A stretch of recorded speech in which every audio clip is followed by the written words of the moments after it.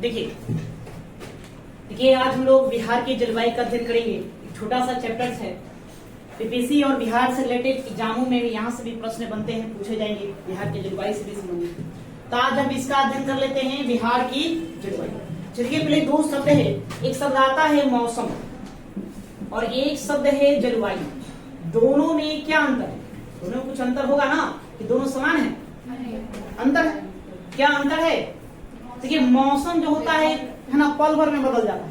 कब बदल जाएगा पता नहीं। ठीक है, अभी धूप है तो पता चलेगा बारिश होने लगी, बारिश है तो फिर धूप खिल गया, नहीं। लेकिन जलवायु जो होता है एक निश्चित समय के अंतराल पर ही बदलता है। ये इसका टाइमिंग फिक्स है, एक निश्चित समय के साथ ही आएगी और अपना ये जाएगी। तो जलवायु और मौसम में दोनों अंतर है। हम अध्ययन किसका करेंगे? जलवायु का अध्ययन करेंगे। जलवायु पर बहुत सारे तत्वों का प्रभाव पड़ता है, जैसे कि जिस क्षेत्र का जलवायु का अध्ययन करेंगे तो क्षेत्र की क्या विविधताएं हैं उस पर निर्भर करता है। नहीं, वहाँ पहाड़ है, पहाड़ पर्वत अर्थात वहाँ की जो धातुलीय संरचना है उस पर जलवायु निर्भर करता है। वहाँ जो वर्षा होती है वर्षा पर निर्भर करता है, तापमान पर निर्भर करता है।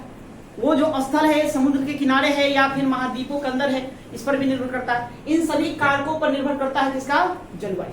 क्या है? इन्हीं जलवायु का अध्ययन हम करेंगे। तो जलवायु का अध्ययन करने के लिए आप जिस क्षेत्र की जलवायु का अध्ययन कर रहे हैं उसकी आपको भौतिक संरचना का ध्यान होना जरूरी है। भौतिक संरचना या कि उसकी भौतिक संरचना क्या है, फिर उसकी अवस्थिति कि जो कहाँ स्थित है, किस भूभाग पर यह बसा हुआ है, उसकी क्या अवस्थिति है। साथ में अक्षांशीय विस्तार देखा जाता है कि ग्लोब पर मानचित्र पर देखें तो किस अक्षांश का अंतर्गत हुआ आएगा। इन सभी कारकों पर किसी भी स्थान विशेष की जलवायु क्या होती है, डिपेंड करती है, निर्भर करती है। ठीक है, लिखने के बाद हम लोग थोड़ा थोड़ा लिखते भी चलेंगे, उसके बाद समझते चलेंगे। ज्यादा नहीं, थोड़ा लिखना है इसमें, इसलिए लिखिए। किसी स्थान विशेष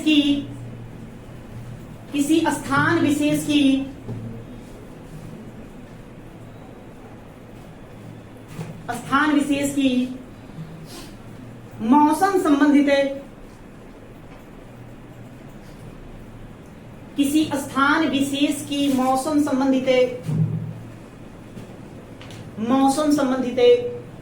संबंधित दशाओं के दीर्घकालिक औसत को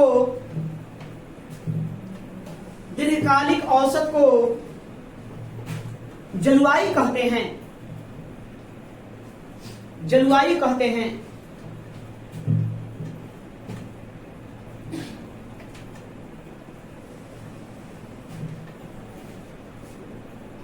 आगे लिखिए, जलवायु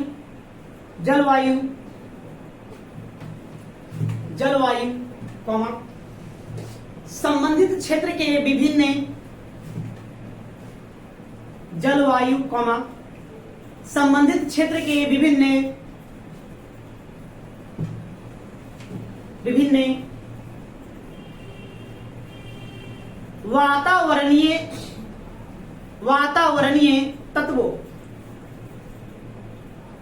वातावरणीय तत्वों या दशाओं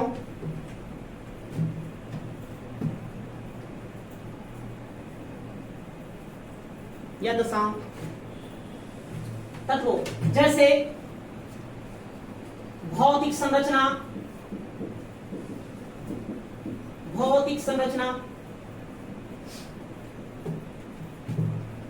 तापमान,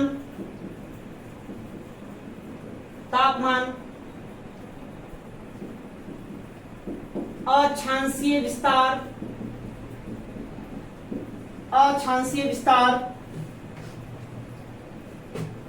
ऊंचाई,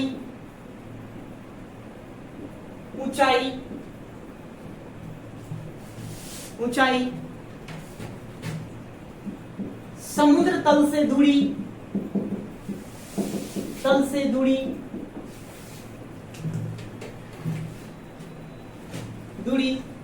आदि इत्यादि से प्रभावित होती है। किसी भी जगह का आप जलवायु का अध्ययन करना चाहते हैं तो पहले क्या हम जानेंगे, उसकी भौतिक संरचना क्या है। वहां पर तापमान या कि सौर विकिरण की क्या स्थिति होती है, इसके बारे में आपको जानना होगा। अक्षांशीय विस्तार ये जानिए, ऊंचाई, समुद्र तल से दूरी, और जानना है तो फिर उसकी भौगोलिक अवस्थिति को जानेंगे। भौगोलिक अवस्थिति, अवस्थिति, तो इन्हीं सब पर किसी भी क्षेत्र की जलवायु क्या होगी, निर्भर करेगी। ठीक है, हम अब बिहार के जलवायु के बारे में जानने का प्रयास करेंगे। बिहार की जलवायु, बिहार की जलवायु कैसी है? देखिए, आपसे सीधा सीधा एग्जाम में प्रश्न डाल देता है कि बिहार की जलवायु कैसी है।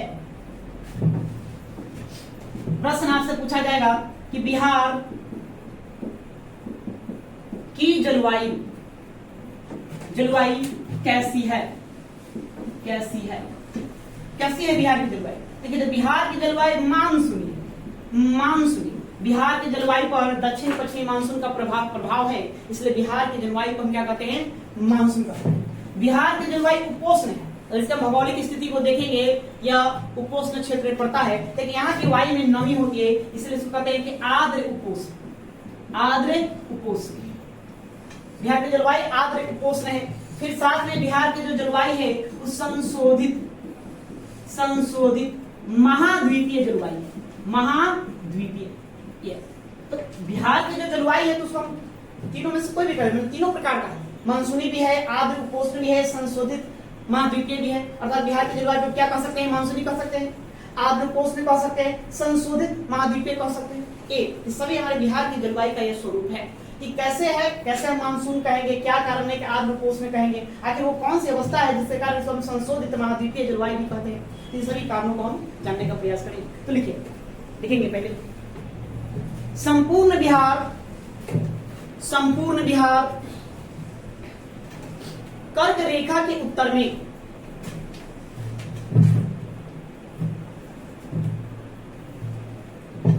उत्तर में अवस्थित है, अवस्थित है, अवस्थित है। बिहार के जलवायु को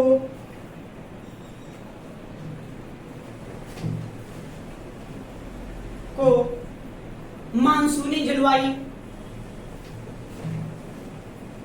मानसूनी जलवायु या आर्द्र उपोष्ण जलवायु, या आर्द्र उपोष्ण जलवायु या संशोधित महाद्वीपीय कहते हैं, संशोधित महाद्वीपीय जलवायु कहते हैं।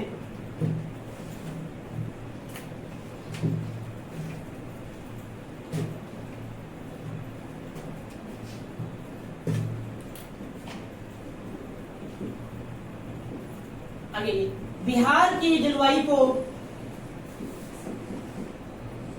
वायु को प्रभावित, प्रभावित करने वाले कारक, करने वाले कारक कौन कौन सा कारण है जो बिहार की जलवायु को क्या करेगी, प्रभावित करेगी?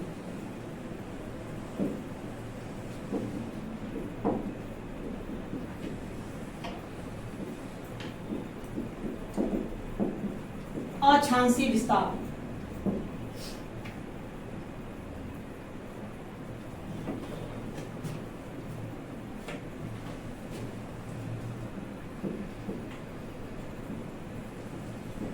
समुद्र तल से दूरी,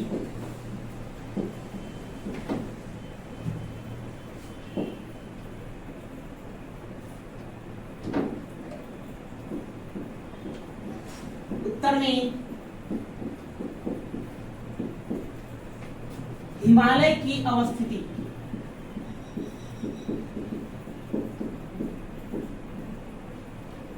उत्तर में हिमालय की अवस्थिति,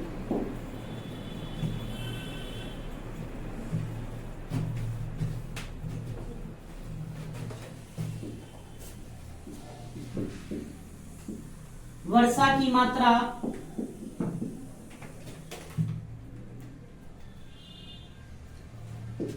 ऊंचाई,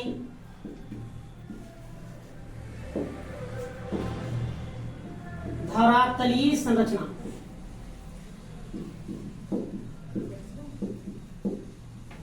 धरातलीय संरचना।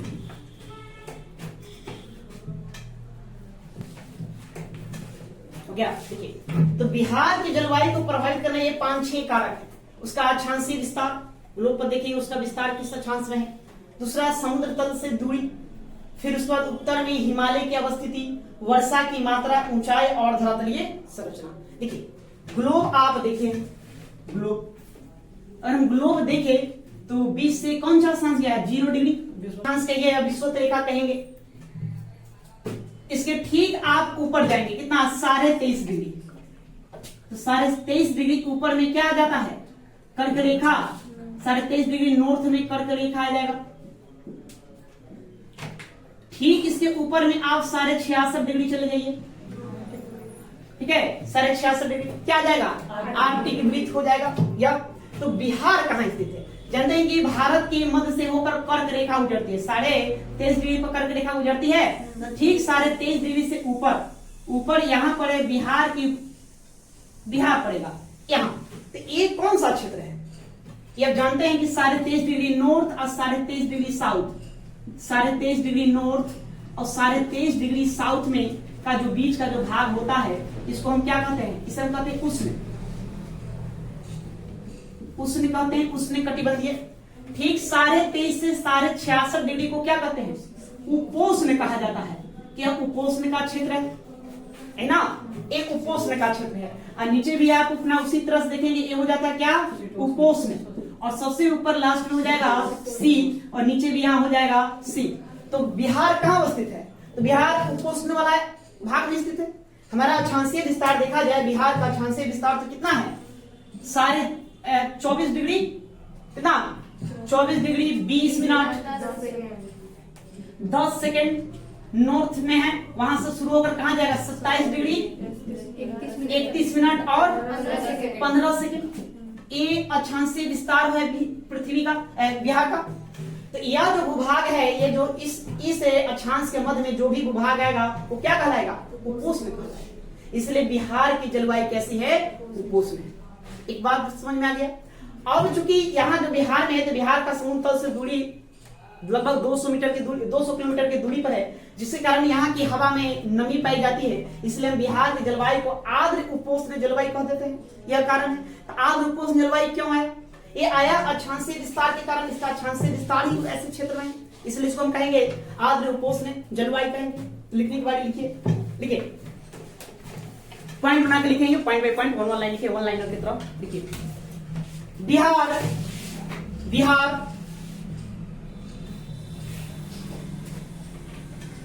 24 डिग्री 20 मिनट 10 सेकेंड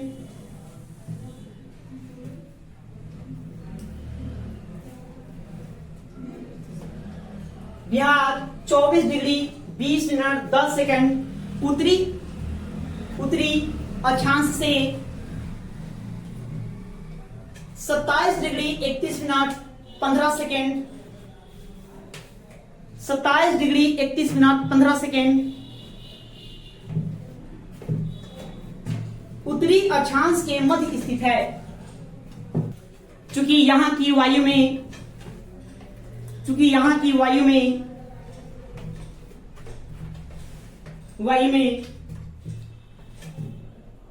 आर्द्रता की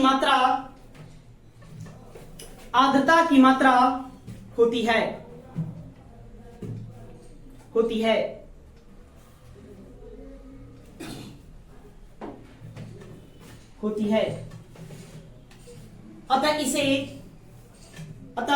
अतः यहाँ की जलवायु को, ऐसे लिखें, अतः यहाँ की जलवायु को आर्द्र उपोष्ण जलवायु कहते हैं। आर्द्र उपोष्ण जलवायु कहते हैं।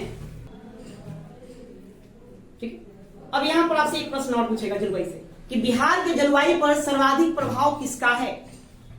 ऑप्शन है ना, वर्षा की मात्रा, समुद्र से दूरी, भौगोलिक संरचना, अक्षांशीय विस्तार। ये सब सारा पॉइंट आपके ऑप्शन में रहेगा। तो क्या कहेंगे? देखिए, बिहार के जलवायु पर सर्वाधिक प्रभाव अक्षांशीय विस्तार तक का है। ज्यादातर भूभाग का की जो जलवायु होती है, वो जलवायु पर प्रभाव अक्षांशीय विस्तार का होता है।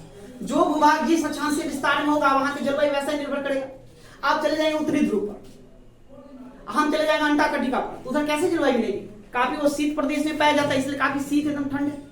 अब आप आज ये विषुवत रेखा पर स्थित जितने भी प्रदेश है, प्रांत है, वहां की जलवायु देख लीजिए, काफी भीषण गर्मी है। क्यों? वहां पर पृथ्वी का सूर्य का जो होता है उत्तरायण होता है, सूर्य की किरणें सीधी पड़ती है, समानांतर होती है, जिसके कारण वहां काफी जलवायु है। ध्रुवों पर सूर्य की जो किरणें होती है वो तिरछी पड़ती है, जिसके कारण वहां शीतोष्ण जलवायु है। और जो इसके बीच का जो भाग है वहां पर शीतोष्ण होता है। पूरे बिल्कुल उत्तर में या बिल्कुल दक्षिण में जाएंगे तो शीत मिलेगा, बिल्कुल मध्य में आपको क्या मिलेगा? उष्ण मिलेगा, और बीच में उपोष्ण मिलेगा। तो किसी भी स्थल के जलवायु पर सबसे ज्यादा प्रभाव किसका पड़ेगा? अक्षांशीय विस्तार का पड़ेगा, याद रखना, ज्यादातर सामान्यतः। तो वैसे ही तो बिहार की जलवायु पर सर्वाधिक प्रभाव किसका? तो सबसे ज्यादा प्रभाव किसका पड़ेगा? अक्षांशीय विस्तार का। तो पॉइंट बनता है, उसको लिखेंगे, लिखिए, उसी में जोड़िए।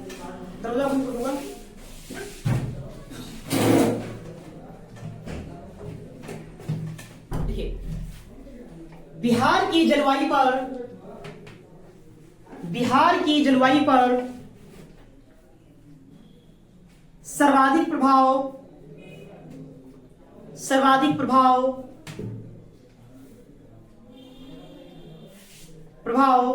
अक्षांशीय विस्तार का है, अक्षांशीय विस्तार का है।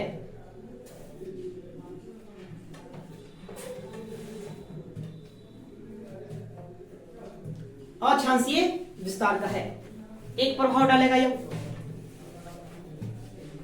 हमने बताया कि बिहार की जलवायु मानसूनी भी है। तो मानसूनी क्यों है? इसको मानसूनी क्यों कहेंगे? क्योंकि बिहार की जलवायु पर दक्षिण पश्चिम मानसून का प्रभाव पड़ता है। दक्षिण पश्चिम मानसून, इसका प्रभाव देखने को मिलता है। दक्षिण पश्चिम मानसून कहां से उठता है? यह हिंद महासागर से चलेगा। हिंद महासागर के बाद अरब महासागर में होते हुए वो दक्षिण भारत के कई राज्यों को भिगोते हुए बिहार पहुंचती है। अब बिहार में वो जाकर के हिमालय से टकराकर बारिश करवा देती है। नहीं, या अब उत्तर में जो हमारे हिमालय बसा हुआ, उत्तर में कौन है? हिमालय। तो हिमालय भी बिहार की जलवायु पर प्रभाव डालती है। कैसे डाल देगी? उत्तर में देखिए, बिहार के सीधे उत्तर भाग में हिमालय पर्वत खड़ी, विशालकाय हिमालय पर्वत। हिमालय तो है हमारे लिए एक तरह से भारत के लिए ही प्रहरी का काम है। कहा प्रश्न, अब जानते हैं, एक प्रश्न पूछा जाता है कि भारत के लिए प्रहरी का काम कौन करता है? तो हिमालय भारत को एक तरह से रक्षा प्रदान करता है। तो किससे? साइबेरिया प्रांत से। आप एक हिमालय के उत्तर में देखिए कौन कौन बसा हुआ है? रूस साइबेरियन प्रांत है। तो रूस से काफी ही कड़कती हुई ठंड, मतलब शीत लहरी, शीत हवाएं इधर की ओर आती है, भारत की ओर आती है। हिमालय से टकरा करके उधर ही रह जाती है। हिमालय एक तरह से सुरक्षा कवच का काम करती है। अगर हिमालय पर्वत नहीं होता तो बिहार की जलवायु काफी ठंड, जमा देने वाली ठंड यहाँ होती। तो बिहार में के उत्तर में जो हिमालय स्थित है, तो वो भी यहाँ के जलवायु को क्या करेगी? प्रभाव डालेगी। तो लिखेंगे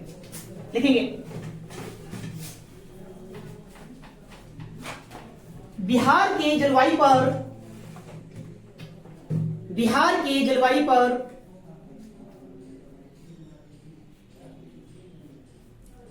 पर दक्षिण पश्चिम मानसून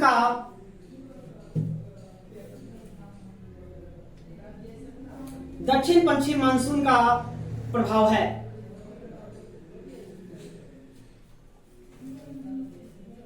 है।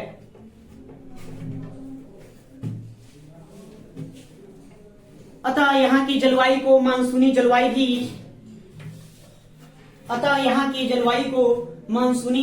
भी कहते हैं।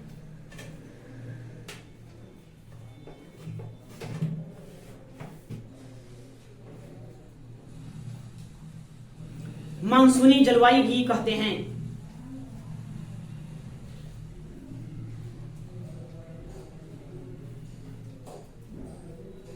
जलवायु भी कहते हैं।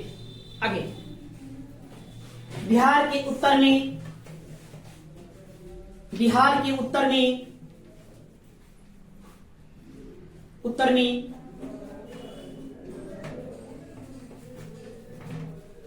अवस्थित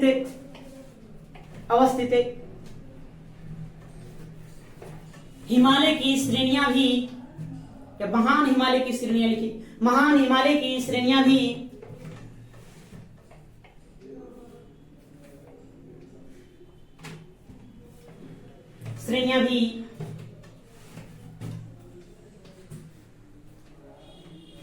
इस प्रदेश की जलवायु को प्रभावित करती है।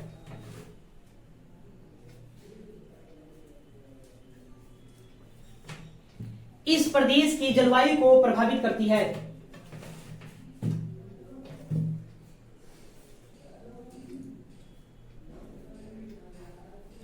प्रभावित करती है। हिमालय, हिमालय, उत्तर की हिमालय साइबेरिया प्रांत से, साइबेरिया प्रांत से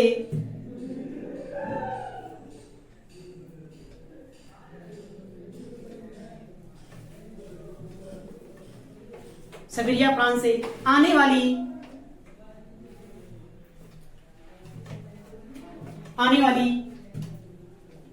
अति सर्द हवाओं को रोककर अति सर्द हवाओं को रोककर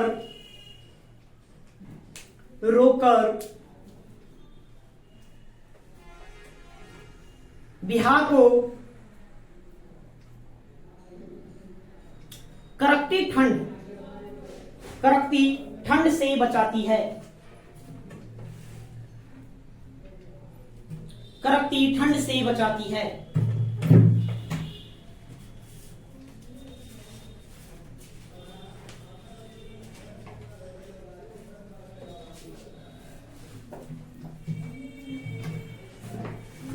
ठीक है।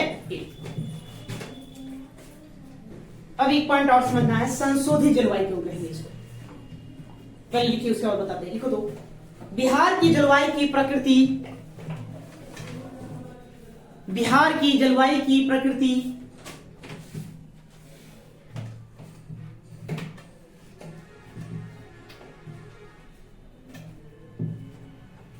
जलवायु की प्रकृति पूर्ण रूपेण महाद्वीपीय नहीं कही जा सकती। बिहार की जलवायु की प्रकृति पूर्ण रूपेण महाद्वीपीय नहीं कही जा सकती है, क्योंकि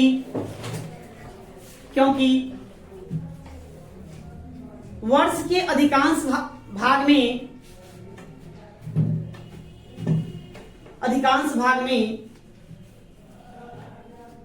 वायु में पर्याप्त मात्रा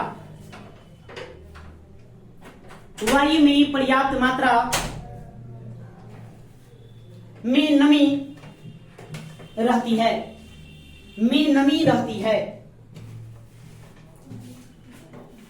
अतः यहाँ की जलवायु को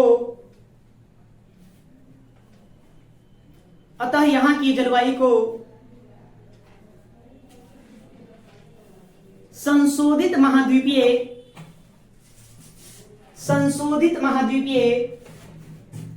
जलवायु कहते हैं। अतः यहाँ की जलवायु को संशोधित महाद्वीपीय जलवायु कहते हैं।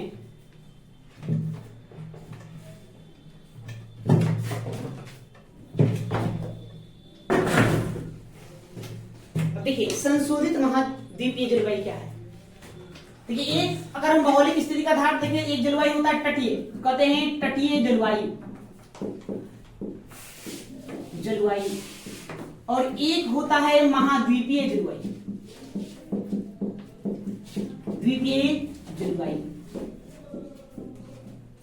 तो बिहार के जलवायु को क्या कहेंगे? तटीय की महाद्वीपीय। तो कहा जाता है ना, बिहार के जलवायु को हम तटीय कहेंगे, ना हम महाद्वीपीय कह सकते हैं, या पूर्ण रूपेण इसको हम महाद्वीपीय जलवायु भी कहना उचित नहीं है। इसीलिए बिहार के जलवायु क्या कहा जाता है? संशोधित महाद्वीपीय जलवायु।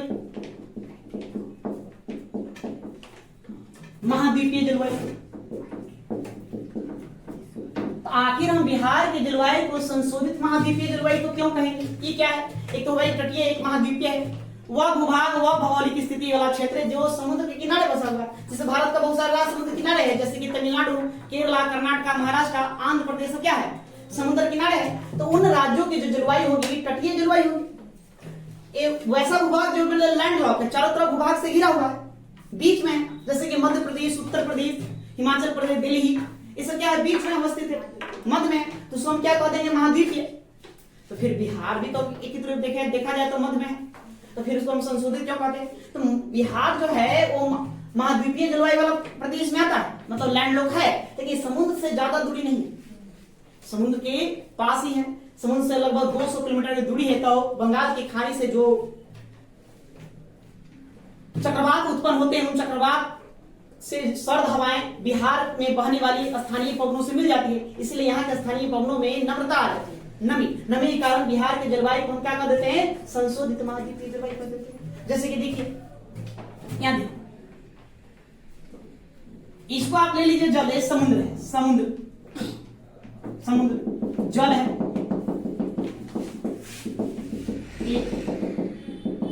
और ये आपका हो गया स्थल, स्थल है लैंड है इधर स्थल। इस समुद्र किनारे जितने भी राज्य बसेंगे या जितने भी भौगोलिक प्रदेश होंगे, वहां सबकी जलवायु को क्या कहेंगे हम? तटीय जलवायु, तट। अब यहाँ की जलवायु को तटीय कहते हैं, और यहाँ की जलवायु जो होता है मृदुल होता है। क्या होता है? मृदुल। तटीय जलवायु, तटीय जलवायु को होता है मृदुल, मृदुल जलवायु कहते हैं उसको। जलवायु मतलब ठंड के मौसम में कम ठंड और गर्मी के मौसम में कम गर्मी, मतलब न ज्यादा ठंड रहेगा, न ही ज्यादा क्या रहेगा? गर्मी रहेगा। और एक हो गया स्थल, भाई ये स्थल है, ये मतलब बिहार है, ये लोग इधर भी स्थल है, इधर भी स्थल है, इसके चारों दिशाओं में स्थल है, ये सब क्या है? स्थल है, एक घिरा हुआ है। तो यहाँ की जलवायु को हम कह देंगे क्या? महाद्वीपीय जलवायु। क्या कहलाएगा? महाद्वीपीय जलवायु। तो जो महाद्वीपीय जलवायु होता है, महाद्वीपीय द्वीपीय जलवायु, तो यहाँ की जो जलवायु होती है ये कठोर जलवायु होती है, कठोर। तो कठोर में क्या हो जाएगा? गर्मी के मौसम में बहुत ज्यादा गर्मी, और ठंड के मौसम में काफी ज्यादा ठंड। जैसे अभी देख रहे हैं गर्मी का मौसम में काफी गर्मी लग रही है, उसका मार झेल रहा है या। तो महाद्वीपीय का जो जलवायु होगा वो कठोर होगा। कठोर मतलब जहाँ गर्मी है तो गर्मी ज्यादा लगेगा, और ठंडा है तो ठंडे ज्यादा लगेगा। तटीय जलवायु ठंड का मौसम है तो उतना भी ज्यादा ठंड नहीं लगेगा, तो नॉर्मल। और गर्मी है तो ज्यादा गर्मी का भी एहसास नहीं होगा। इसका पीछे कारण यहाँ बनने वाले निम्न वायु दबाव होता है। जैसे कि देखिए, सूरज ऊपर चमक रहा है, सन चमकने के कारण बताइए जल्दी कौन गर्म होगा? स्थल गर्म होगा या समुद्र गर्म होगा? स्थल जल्दी गर्म होगा।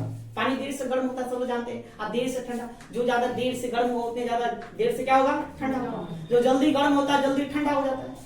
तो समुद्र के किनारे बसे हुए भूभाग जो होते हैं, प्रदेश होते हैं, वहां दिन के समय स्थल बहुत जल्द क्या हो जाती है? गर्म हो जाती है। स्थल जब गर्म होता है, यहाँ से गर्म हवाएं ऊपर की ओर उठ जाती है, अर्थात प्रेशर क्या हो जाता है? प्रेशर कम, टेम्परेचर ज्यादा, तो प्रेशर क्या हो जाएगा? कम हो जाएगा। यहाँ जब मतलब कि निम्न दाब का जब क्षेत्र बनेगा, तो समुद्र से हवाएं दौड़ कर इधर की ओर आएगी, खाली स्थान को भरने के लिए। आप पढ़े कि जय है ना, कि हवाएं आखिर आंधियां क्यों आती है? अब देखे हुए जनवरी कि गर्मी के मौसम में आंधी क्यों आता है? ठंडा में देखे, ठंड का मौसम है, पूरा आंधी आ गया एकदम बवंडर, ऐसा देखने को नहीं मिलेगा। जब भी देखने को मिलेगा वो गर्मी के मौसम के बाद ही देखने को मिलेगा, है ना। 1-2 महीने की गर्मी पड़ेगी तो गर्मी के बाद आपको पक्का देखने को मिलेगा कहीं न कहीं तेज आंधी चला, तेज हवाएं चला, बवंडर उठे। तो कारण तो गर्मी के मौसम में जैसे ही धरातल गर्म होता है तो वहां पर जो हवाएं होती है, हवाएं गर्म होकर ऊपर उठ जाती है। वो स्थान हो गया खाली, निम्न दबाव का क्षेत्र है। वो खाली स्थान को भरने के लिए बगल से हवाएं तेज गति से आती है। ठंड प्रदेश की हवाएं जहां पर ठंड है वो तेज गति से आएगी, वही तेज गति से आने के कारण वहां पर तूफान आते हैं, आंधी आते हैं। तो 12 मास 12 महीना कहिए तो समुद्र किनारे यही स्थिति बना हुआ रहता है। दिन में स्थल गर्म होता है, यहाँ की हवाएं ऊपर उठ जाती है, उसको भरने के लिए समुद्र से हवाएं चल करके इधर की ओर आती है। जब समुद्र से हवाएं स्थल की ओर आएंगे इसको हम कहते हैं समुद्री समीर। ये क्या कहलाएगा? समुद्री समीर कहलाएगा, समीर। ठीक है, इसलिए आप दिन में बीच पर भी जाएंगे तो आपको ठंडी ठंडी हवाओं का एहसास होगा। या शाम को ही समय, जब शाम का समय होता है, रात्रि का समय होता है, तब ये ठंड होने लगता है। सूरज जब डूब जाती है तो समुद्री जल जो है धीरे धीरे क्या होता है? ठंड होने लगता है। तो शाम के समय फिर स्थल से हवाएं चलकर किधर की ओर जाएगी? समुद्र की ओर जाएगी। तो शाम को फिर वो देखेंगे कि काफी ठंडी हवाएं चल रही है ना। और स्थल से समुद्र की ओर जाने वाली हवाओं को हम क्या कहते हैं? स्थलीय समीर कहते हैं। उसको कहते हैं स्थल समीर, स्थलीय समीर कहते हैं, स्थलीय समीर। तो समुद्र किनारे बसे होने का ये आनंद है। कि वहां पर आपको न ज्यादा गर्मी का मार झेलना पड़ेगा, न ही ज्यादा ठंड का मार झेलना। हाँ, बारिश अच्छा खासा होगा। बरसात का मौसम में बारिश तो जनवरी वहां देखने को मिलेगी, वहां बरसात अच्छा खासा होता है। लेकिन जो भौगोलिक प्रदेश चारों तरफ अपने स्थलों से घिरा हुआ है, वहां फिर क्या है, वहां बाकी बहुत दिक्कत है, टेंशन है। गर्मी तो उतनी ज्यादा गर्मी है, ठंडा तो उतने ज्यादा पसंद है क्या। लेकिन बिहार बंगाल की खाड़ी से लगभग 200 किलोमीटर की दूरी पर है। जब बंगाल की खाड़ी में चक्रवात उठते हैं तो उसके चक्रवात के कारण बने बदलती हुई मौसम दशाओं के कारण उसका प्रभाव बिहार पर पड़ता है, और वहां के जो चक्रवाती जो हवाएं होती हैं बिहार का स्थानीय पवन से आकर के मिल जाती है। मिलने के कारण यहाँ के मौसम में, यहाँ की हवा में नमी ला देता है, नमी। इसलिए हम लोग उपोष्ण भौगोल अक्षांश में हैं, फिर भी हम लोग क्या कहलाते हैं, आर्द्र उपोष्ण जलवायु कहलाता है। यही कारण हवा में नमी होने के कारण। और स्थलीय है लेकिन ज्यादा दूरी पर न है, इसलिए उसका कुछ न कुछ प्रभाव पड़ता है। इसलिए इसको हम पूरी तरह से बिहार की जलवायु को महाद्वीपीय जलवायु न कहते, क्या कह देते हैं, संशोधित महाद्वीपीय जलवायु। तो बात समझ गए, बिहार की जलवायु को संशोधित महाद्वीपीय क्यों कहेंगे, कारण ये समुद्र से कम दूरी पर स्थित होना। ठीक है, तो उसको पूरा करिए। अब ये बिहार की जलवायु को हम बांटेंगे, विभाजित करेंगे ताप के आधार पर, वर्षा के आधार पर, वायुदाब के आधार पर, है ना। इन कारकों के आधार पर बिहार के जलवायु को हम बांट देते हैं। कितने भागों में, 3 भागों में बांट देते हैं। तो बिहार में देखते हैं बारी बारी से 3 मौसम आते हैं, 3 ऋतु आते हैं। नहीं, एक होता है ग्रीष्म ऋतु, वर्षा ऋतु और शीत ऋतु। तीनों देखते हैं बारी बारी से क्रम सा आता है। इन तीनों के बारे में थोड़ा अध्ययन कर लेते हैं। लिखिए, कितने काम करेंगे। ठीक है, तो तापमान, तापमान कौन आते, वर्षा और वायुदाब के आधार पर, तापमान, वर्षा और वायुदाब के आधार पर बिहार की जलवायु को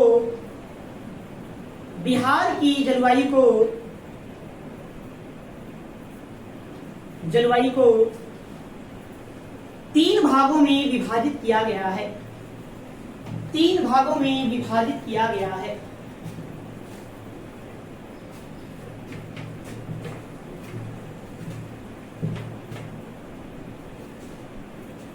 पहला आता है ग्रीष्म ऋतु। ग्रीष्म ऋतु यहां से शुरू करते हैं। तो ग्रीष्म ऋतु कब से आएगी, मार्च से आगमन हो जाता है इसका। कब से, मार्च से मध्य जून।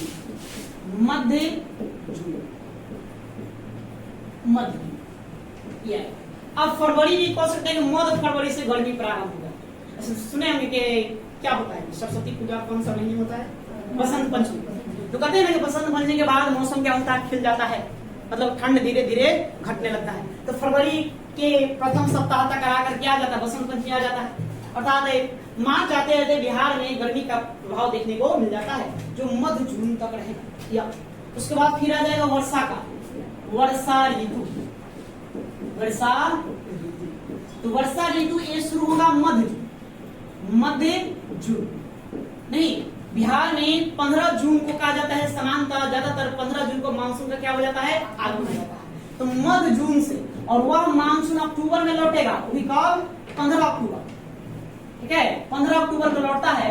तो मध्य अक्टूबर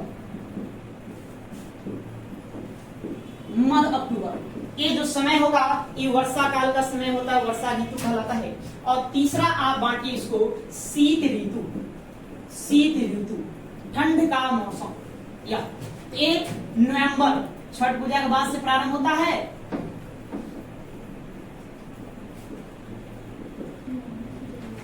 नवंबर से आप फरवरी आ जाइए। कब आ जाइए, फरवरी के बीच में आपको क्या मिलेगा, ठंड देखने को मिलेगी। इसी को बारी बारी थोड़ा थोड़ा पढ़ेंगे, है ना, क्योंकि आप बाकी जनवरी सब जान नहीं क्या है मौसम का हाल यहाँ का, क्योंकि सब झेलते हैं ना, इसलिए झेलते हैं तो सब जान रहे कब कैसे क्या है।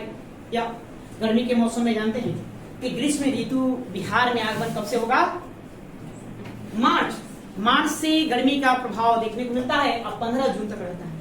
ठीक है, लिखिए, लिखने का काम करें, लिखते चलेंगे। बिहार में ग्रीष्म ऋतु का प्रभाव ग्रीष्म ऋतु का प्रभाव मार्च से मध्य जून तक रहता है। मार्च माह में सूर्य की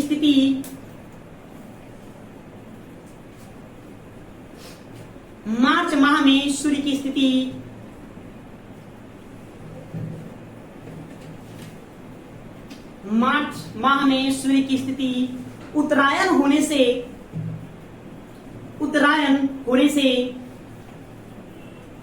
तापमान में वृद्धि होने लगती है।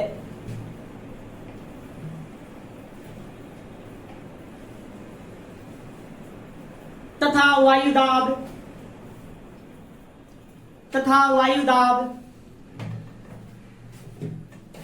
कम होने लगता है।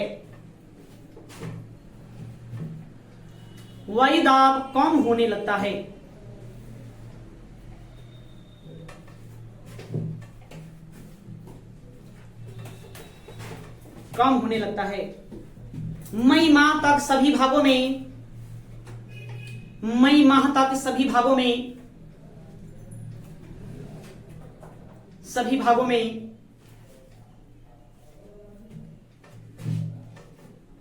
भीषण गर्मी पड़ने लगती है।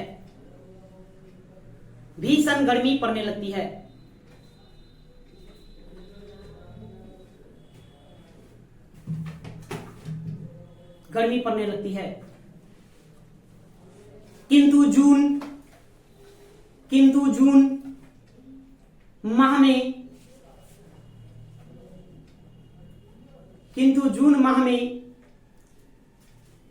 वायु में आर्द्रता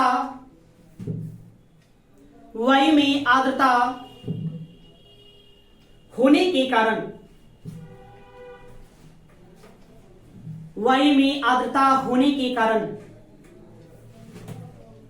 कारण मौसम अधिक कष्टदायी हो जाता है।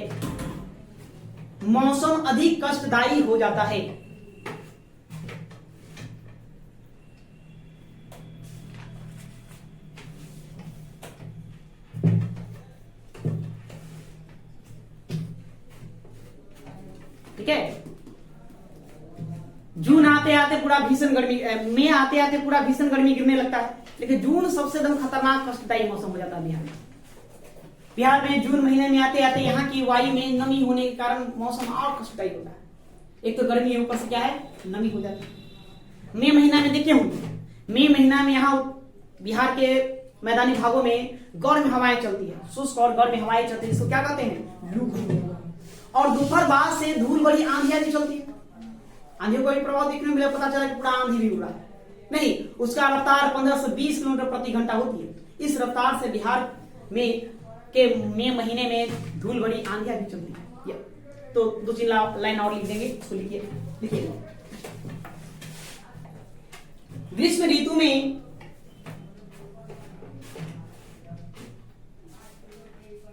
ऋतु में बिहार के मैदानी भागों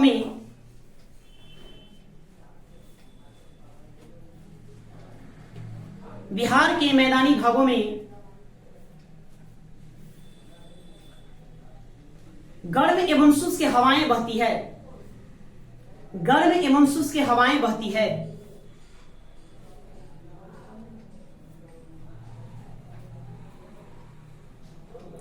जिसे लू कहते हैं। देखिए, दोपहर बाद धूल भरी आंधियां भी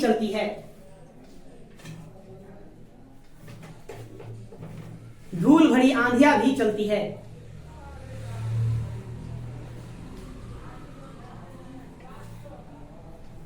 जिसका रफ्तार 15 से 20 किलोमीटर प्रति घंटा होती है।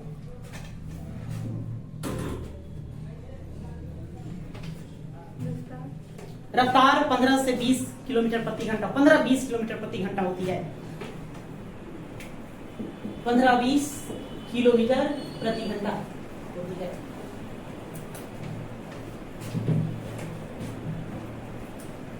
15 जून आते आते बिहार में क्या आ जाएगी, मानसून आ जाएगी, तो वहां से वर्षा काल शुरू होगा। लेकिन उसके पहले बंगाल की खाड़ी में चक्रवात उठते हैं, तूफान आते हैं, जिसका प्रभाव बिहार पर पड़ता है। जो समुद्री जो चक्रवात होती है, उसकी जो हवाएं होती है बिहार के स्थानीय पवनों से, स्थानीय हवाओं से क्या होती है, मिल जाती है। मिलने के कारण कभी कभी आपको गर्मी के मौसम में मेघ गर्जन देखने को मिलेगा, बूंदाबांदी बारिश देखने को मिलेगा, कभी कभी होता है ओले भी गिर पड़ते हैं, नहीं जैसे हम लोग कहते हैं पत्थर की पत्थर गिर रहा है, इस साल गिरा था ना, देखे बीच में आया था, अच्छा खासा है ना, पत्थर गिरा, रात दिन को भी गिरा था। लेकिन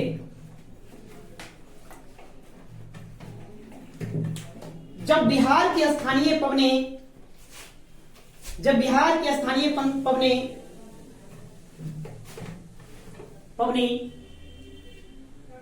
समुद्री आर्द्र पवने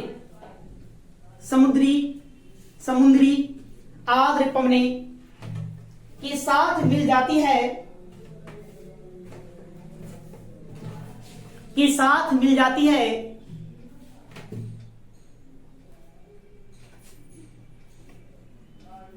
तो स्थानीय तूफान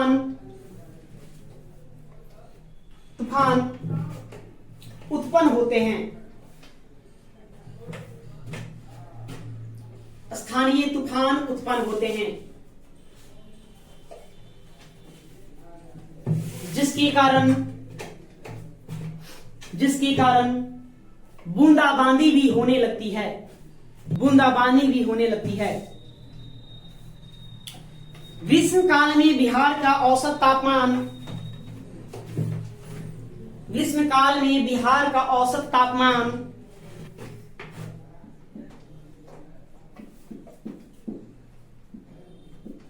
40-42 डिग्री होती है।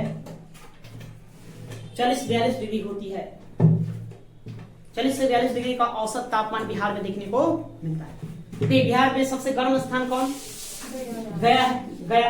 यहाँ का तापमान 47 डिग्री तक आंका गया, कितना? 47 डिग्री, इतना तक गया होगा। और सबसे ठंडा भी कौन है ना, क्योंकि हम लोग महाद्वीपीय जलवायु वाले प्रदेश में पड़ते हैं, और जहाँ महाद्वीपीय जलवायु का नियम है, गर्मी के मौसम में ज्यादा गर्मी और ठंड के मौसम में ज्यादा ठंड। यही कारण है कि गया सबसे ठंडा भी प्रदेश है और सबसे गर्म। बिहार के सबसे ठंडे जिले, गर्म जिलों में गया का नाम आता है। एक लास्ट पंक्ति लिखो, बिहार का सबसे गर्म स्थान गया है।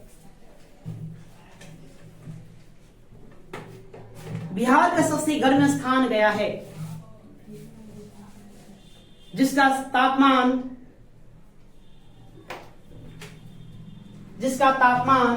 47 डिग्री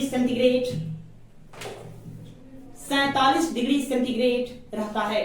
होने के पीछे का कारण क्या कारण है? पहली बात, बिहार के ऊपर कौन से मानसून, किस जलवायु का प्रभाव है? मानसूनी जलवायु का प्रभाव। मानसूनी जलवायु के कारण बिहार में क्या होती है? वर्षा होती है। वर्षा कराने का मुख्य कारण है मानसूनी जलवायु। तो मानसूनी जलवायु कौन सा? एक होता है दक्षिण पश्चिम मानसूनी जलवायु, एक दक्षिण पूर्वी मानसूनी जलवायु। तो दक्षिण पश्चिम मानसून, बिहार के वर्षा ऋतु पर दक्षिण पश्चिम मानसून का सर्वाधिक प्रभाव है, जो हिंद महासागर से उत्पन्न होती है और अरब महासागर से होते हुए दक्षिण बिहार के कई जिलों को भिगोते हुए कहाँ आती है? बिहार। वो सीधे निकलने का प्रयास करती है, लेकिन उत्तर में हिमालय पर्वत में जाकर वो टकरा देती है, और टकराने के बाद बिहार के क्षेत्रों में वो बारिश करती है। तो एक कारण है बारिश होने का। सबसे ज्यादा बारिश कहाँ होगा? तो सबसे ज्यादा बारिश है ना उत्तर पूर्व में होगा। इधर उत्तर पूर्व, उत्तर और पूर्वी क्षेत्र। तो उत्तर पूर्वी क्षेत्र में किशनगंज पड़ता है, तो उत्तर पूर्वी क्षेत्र में सबसे ज्यादा बारिश होगा। उत्तर पूर्व से जैसे जैसे इधर की ओर बढ़ेंगे वर्षा कम होते जाएगा। साथ में हम उत्तर से दक्षिण की ओर यदि हम पढ़े, उत्तर से हम दक्षिण की ओर चले, नीचे की ओर चले, है ना, तो आप दक्षिण पूर्व का हिस्सा देख लेंगे तो वहां भी वर्षा ज्यादा हो जाएगा, धीरे धीरे या कम होते जाएगा। ठीक है। तो कभी आपको पूछे कि बिहार में वर्षा की स्थितियों के अनुसार जिलों को अरेंज करना, तो सबसे पहला आप किस पर ध्यान देंगे? किशनगंज। देखो सबसे पूर्व में कौन है।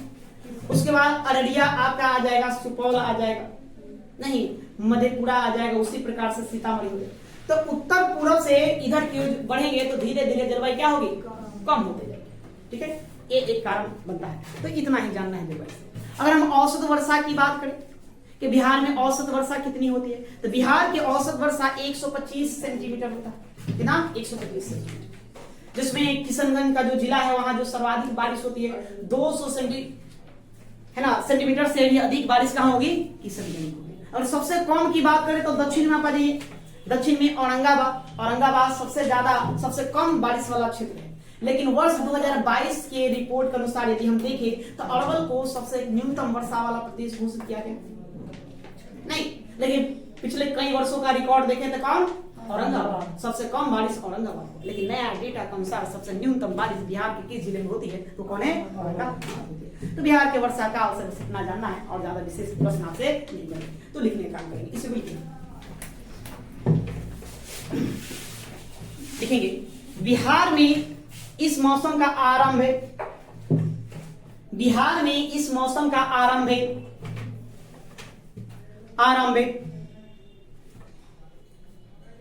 मानसून के आगमन के साथ होता है, मानसून के आगमन के साथ होता है।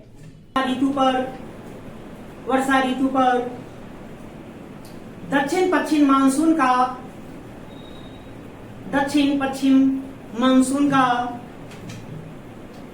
का सर्वाधिक प्रभाव है, दक्षिण पश्चिम मानसून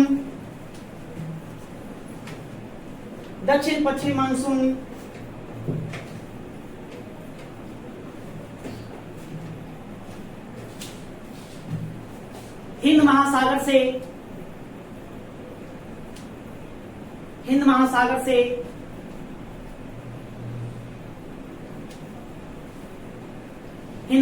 से चलती हुई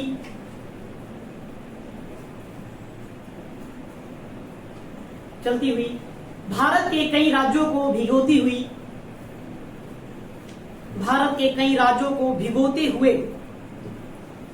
हुए मध्य जून तक बिहार पहुंच जाती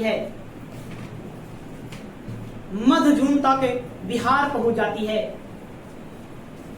बिहार के उत्तर में अवस्थित हिमालय इन मानसूनी हवाओं को रोककर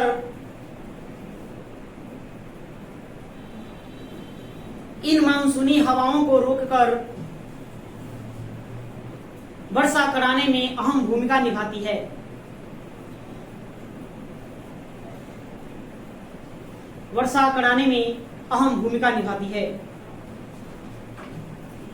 ठीक है, तो देखिए हिमालय क्या है, दो तरह से हमारी मदद करती है। एक उत्तर से आने वाली सर्द हवाओं को रोककर ठंड से बिहार को बचा लेती है, और दूसरा दक्षिण पश्चिम मानसून को भी रोक करके वर्षा कराने में योगदान देती है। तो हिमालय की अवस्थिति बिल्कुल सही जगह पर है बिहार में, है ना। दो तरीके से हमारी मदद करती है। या अगली है, देखेंगे बिहार में वर्षा सबसे पहले उत्तर पूर्व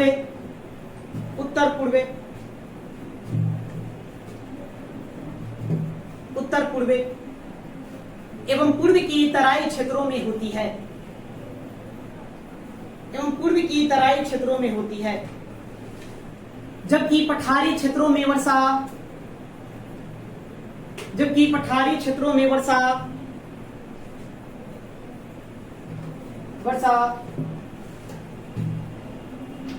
सबसे बाद में होती है। उत्तर पूर्व से उत्तर पश्चिम की ओर वर्षा का मान घटते जाता है। बिहार में सर्वाधिक बारिश किशनगंज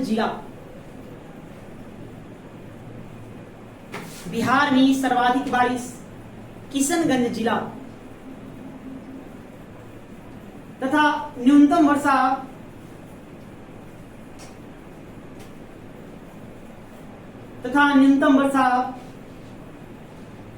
जहानाबाद जिला में होती है। वर्षा ऋतु में तापमान वर्षा ऋतु में तापमान 40 डिग्री से कम हो जाता है।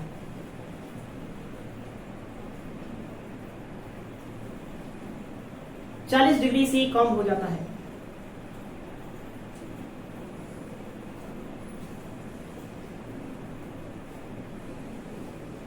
लेकिन वायु में आर्द्रता होने के कारण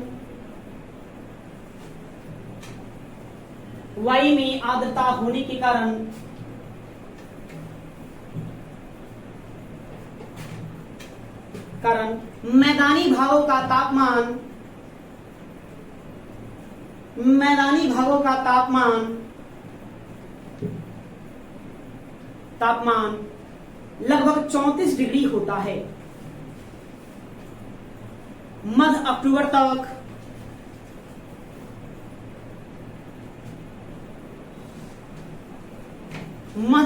तक बिहार से मानसून लौट जाता है। फिर शीत ऋतु का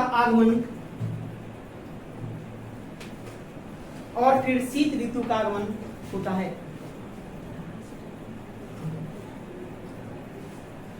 औसत तापमान कितना होगा? 125 सेंटीमीटर। इसको एक लाइन लिख दीजिए। बिहार का औसत तापमान और औसत वर्षा लिखेंगे। औसत वर्षा 125 सेंटीमीटर होता है। बिहार का औसत वर्षा 125 सेंटीमीटर होता है। तो शीत ऋतु में क्या जानते हैं कब प्रारंभ होगा? नवंबर में आएगी, फरवरी में चली जाएगी। सबसे ज्यादा ठंड कब? तो जनवरी, है ना। और फरवरी में देखने को मिलेगी, यही महीने में होता है ना, जनवरी या फरवरी में। देखिए यहाँ का तापमान सबसे कम हो जाता है। ये 7 साढ़े 7 डिग्री से 10 डिग्री के आसपास आ जाता है। इसलिए इस महीने में सबसे ज्यादा क्या होगी? एक ठंड के मौसम में कभी कभी आपको क्या देखने को मिलेगा? बरसात होती है, कभी बरसात होता है। तो कारण बंगाल की खाड़ी बगल में, वहां से चक्रवात उठता है। यहाँ क्या स्थानीय पवनों के साथ मिलकर ठंड के मौसम में कभी कभी यहाँ बरसात हो जाती है। बस यही बिहार की शीत ऋतु है। इसको भी थोड़ा सा लिख देंगे। लिखो, ये सब आपको एग्जाम में पूछेंगे नहीं ना, नहीं हम सब व्याख्यात्मक लिखवा देते हैं। मेंस के दृष्टिकोण से ठीक है, वहां बिहार की जलवायु की व्याख्या करना है तो आराम से इस तरह से व्याख्या कर सकते हैं। नहीं, लेकिन वनडे में नहीं पूछे जाएंगे। वनडे में बस वही बिहार की जलवायु की प्रकृति को ध्यान रखना, स्वरूप को, यहाँ की जलवायु पर सबसे ज्यादा किसका प्रभाव है, इस पर ध्यान देना है। ठीक है, ये कौन सा ऋतु कब आएगी कब जाएगी, इस पर आपको ध्यान देना है। बस इतना ही वनडे एग्जाम में यहाँ से 2-4 प्रश्न बनते हैं, ज्यादा नहीं बनते। देखो,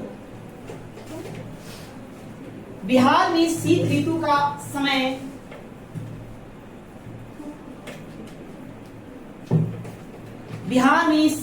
का समय नवंबर से फरवरी तक रहता है।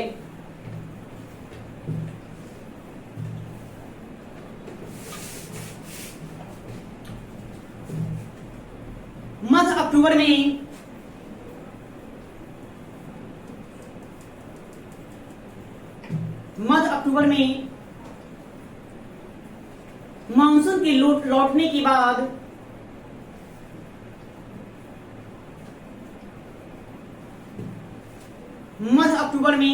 के लौटने के बाद यहाँ की जलवायु में आर्द्रता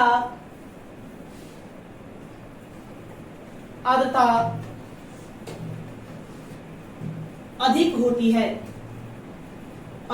है। राज्य में सबसे अधिक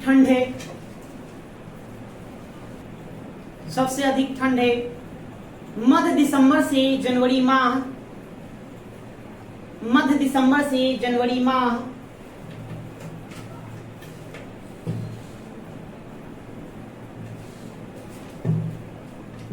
जनवरी माह के बीच होता है। इस समय मैदानी क्षेत्रों का तापमान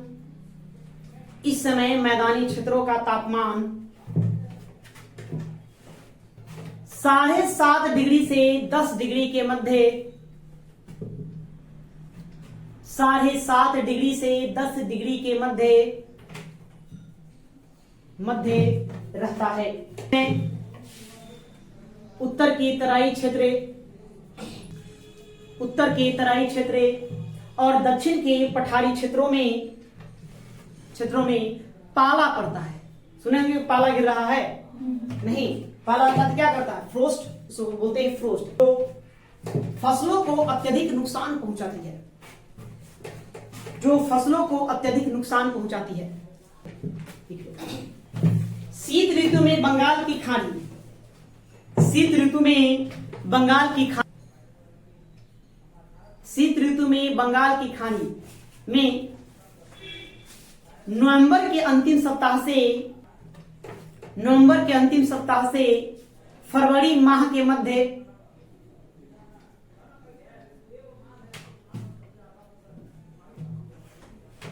मध्य मौसमी दशाएं विकसित होने से 3-4 बार अक्सर देखने को मिलता है ना, बूंदाबांदी बरसात ठंड के मौसम में हो जाता है। 3-4 बार पर्याप्त वर्षा होती है। हाँ, पर्याप्त वर्षा होती है।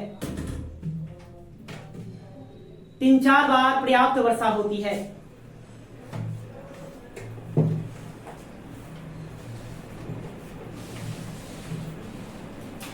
जिसके परिणाम स्वरूप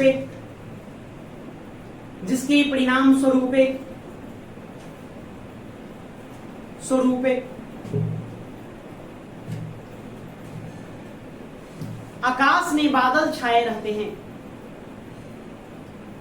आकाश में बादल छाए रहते हैं।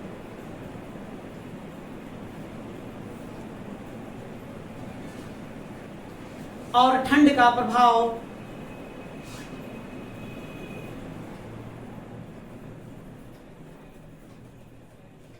अधिक हो जाता है, अधिक बढ़ जाता है।